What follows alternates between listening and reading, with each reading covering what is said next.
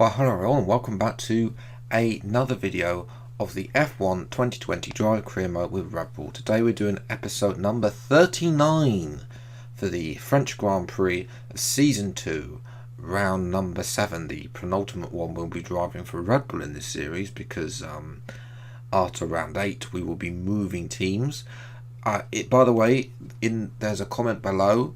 There's a Twitter poll with the team. Already we've got 2 votes for Renault. If you want me to drive for any other team, barring either Red Bull, McLaren and Williams, because we're doing something else. We're driven for Red Bull. McLaren and Williams, I'm doing something else with them later on in the game cycle, then now's your chance to vote. But moving to a quick look at the R&D there. Mercedes still on top.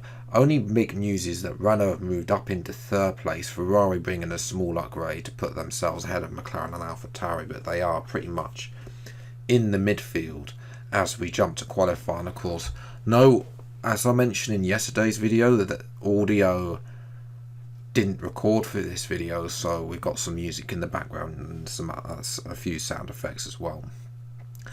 But yes, qualifying was wet to begin with, so we went out on the intermediate tyres. As you know, the AI are stupendously fast in the wet, so obviously compared to my time, especially in qualifying as well, it's just horrific the amount of time you're actually on. We're actually down in P18. We're even behind Kvyat. Giovinazzi somehow set the slowest time of all. I don't know how. So yes, we're already flying through the first sector, 2.5 tenths up, make that 3 seconds up already, 3.5 seconds up. This is going to be a very, this is the best lap. I don't know if it's going to be fast or not, whether it gets relative to everybody else, because obviously as we're improving on our lap time, so is everybody else. I'm pretty sure everybody, and you can see the fastest laps are now going to start flying in. George Russell putting his Alfa Romeo up into the top provisional pole. Obviously that will change now. Lewis Hamilton, that's more like it, 27-1. Bottas has beaten Hamilton though. Not surprised about that. Bottas has won a couple of races now and is starting to get into the groove of him being on Bottas version 25.0, as we are almost 10 seconds up now coming into the final sector. I've never really gelled with this track. For season 4, I definitely think it's only getting dropped. To be honest, it's only on the season 3 calendar because of the race we had in season 2. Daniel Ricciardo has picked both Mercedes to pole. Well, that's definitely interesting. We'll take the full rundown in a minute. 13, almost 14 seconds of improvement on our previous time, but unfortunately it's only enough for P11. Not really where we want to be going forward. Albon though is only in P7, but there is an 8/10 gap. Very close. There's 17 thousandth of a second between Ricciardo and Bottas. Ocon's lifting in P3. I'll have the full run down shortly. Leclerc down there in 17th, but for us it's all about we got the free choice of tyres, so that's something to think about it. But moving to the race then, it is raining to start with anyway, so everybody's going to have a free choice of tyres. So regardless of what I just said about having a free choice of tyres, everyone can have a free choice of tyres because it's raining. We'll be starting on the intermediates. Nice 20-degree weather as you'd expect on the south coast of France. So yes, the circuit Paul Ricard, a circuit that has about 15,000 miles worth of runoff. And one straight that of course they couldn't have going far too fast into turn 10, so they invented turns 8 and 9. And you can see the rain is really coming down in that shot. I don't think it's quite there though for the full wet tyre. Definitely be looking at the intermediate tyre as a prolonged Arava looks on at his Alfa Romeo team, and he's sat there with Team at Marduk, of course, because he's an Australian. Will always be wearing his shorts and t-shirts, no matter what the weather is. So taking a look at the full grid, Ricciardo is on pole, so that's a very good sign that Renault are making the progress that they need. Bottas alongside. Ocon starts P3, see if he can get his act together. Gasly P4, he's in the prime seat now. Hamilton down there in 5th. Russell also in the top 10 as well, as you'd He had a good time. Vettel down in 13th. Ferrari continued to struggle. Magnussen had a horrific show. So he's gone backwards. I think since they applied the driver ratings, it's sort of been, because the early rounds we saw Magnussen sort of take the lead, and now we've got Gasly taking the lead in that team as Leclerc starts a woeful 17th. We'll see if what he can do as we get ready for the race. He's not going to be a 0 stops race as suggested there. It will most likely be a 1 stop, gone for inters to softs as the engine kicks into life. 5, 4, 3, 2, 1, go! And the HMS Britannica is underway. And it's, as usual in the rain, it's an absolutely dreadful start. They are going to try and make it up down the inside, dive it down into turn 1, very close to the back end of Russell and Sainz. And Sainz and Russell get squeezed out there by Albon, and we get a little bit of a tank slapper on the rear end, and Russell goes down the inside. We try and squeeze him off down the inside of Albon. Yellow flags behind. I think Russell is round. And the safety car is out. Safety car on lap 1. That's going to help with the rain. It just touches our rear end and goes round, and obviously because the safety car is broken in this game, therefore it decides to come out even.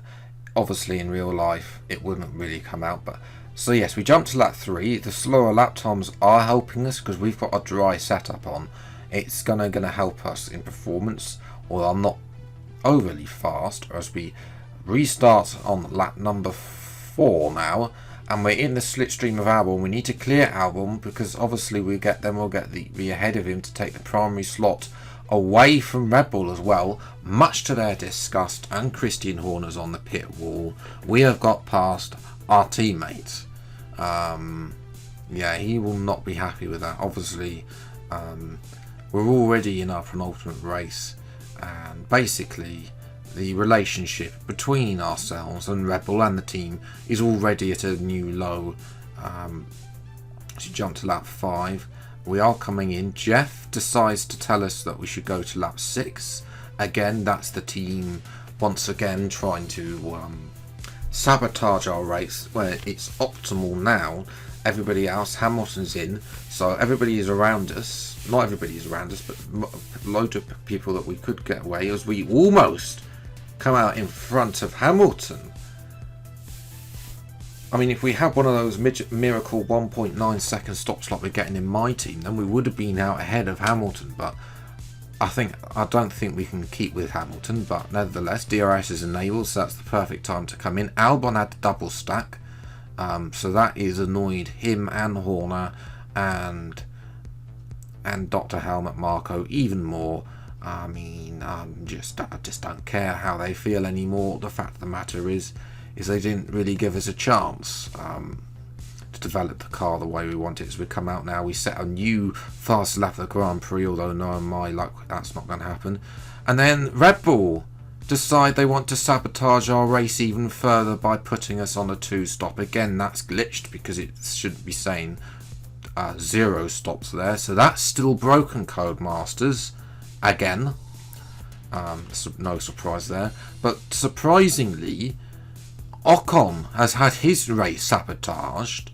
I don't want to say any rumours in case we might end up there and replace Ocon. I don't know that we might if we do go there. Again, the vote's in your hands. Then we'll be replacing one of them. So who's going to leave? That's the question. Tyre wear, though, you can see there is in the low 20s. These tyres will easily last to the end of the Grand Prix. Sainz is catching us, but the yellow flag up ahead, and Lewis Hamilton is out with an engine failure. He's got a barbecue on board, and he is crawling to a slop, and that is Lewis Hamilton out of the race for the 2nd time in a row, which is a shame for Lewis because he wasn't on for the best points, but I don't know. If he has such a dismal performance from now on, he could actually retire. I'm not joking. Yes, we moved to the last lap. You can see Sainz has caught us, but not enough. So the pace around here really isn't that great. I don't know how we managed to get that second place last year. We've managed to come through for P5, although I suspect that's more due to be with a lot of luck, getting in front of people at the correct time, as Bottas obliterates our fastest lap, lap time. Our fast lap of 1:31.1. Bottas is on a 29.6, so a second and a half faster. But I don't care about that. We're coming through for P5 as the AI loses the back end. Into the wall we go. P5, and driver of the day is Charles Leclerc, because he miraculously managed to get a point, which you'll see, because obviously there are a couple of people who followed the two-stop, including Albon. Ocon managed to come through in P9. I'm sure he would have been on for a podium. So without Ocon and Hamilton, I think it would have been a lot lower down. It would have been interesting to see where Albon would have been if he hadn't double stacked and also not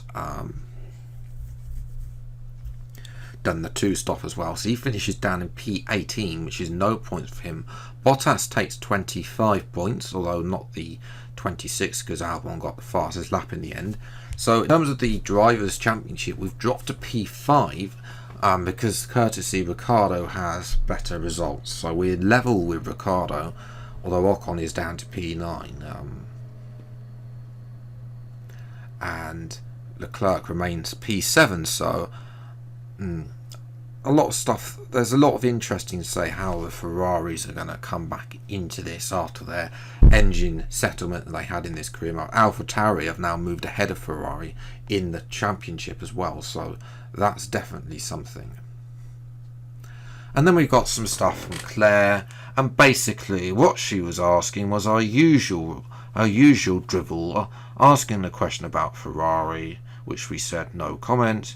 And then she asked, well, do you think you were not lucky not end your comment? And again, no comment. And I was waiting for that moment when she sighed, but she just said, thank you for wasting my time. So yes, we finally moved up to the driver at level acclaim 13. I think we've been at level 12 for about the entirety of this series. And that's pretty much where we are. It's a short hop to the Austrian Grand Prix, which is where after that race our contract with Red Bull expires and we'll be leaving. Don't forget to vote on the Twitter poll below. If you haven't got Twitter, then just comment below which team you want me to see race for the second half of this season, and probably season 4 as well, because that's being realistic. We're not really going to leave a team after just half a season unless things go really bad. So yes, Albon only 93 rated. That's 1 point that he's earned now for each of his ratings. So there we go. We're still yet though to get our first win. Bottas has won 3 in a row and has stormed to the top of the championship now. Can anybody really stop him?